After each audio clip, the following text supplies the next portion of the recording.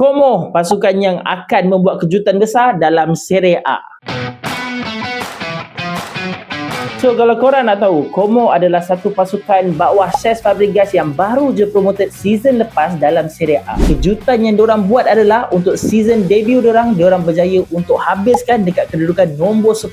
Dan sekarang ni, diorang berada di kedudukan nombor 7 masa video ni aku buat. Nak buat lagi gempak untuk Como season ni, diorang berjaya untuk kalahkan Napoli dekat quarter final Coppa Italia dan berjaya untuk mara ke semi final Coppa Italia bertemu dengan Inter Milan. So kalau korang tengok, Como ni adalah pasukan yang menggunakan total football, iaitu basic football daripada Cesc Fabregas yang mampu untuk mendominasi bahagian tengah pasukan lawan yang diorang tentang. Aku memang look forward untuk Como bawah Cesc Fabregas, satu pasukan yang baru, totally fresh dengan pemain-pemain muda. Di bawah Cesc Fabregas, aku rasa diorang mampu untuk cipta lagi banyak kejutan dekat Serie A untuk season-season yang akan datang.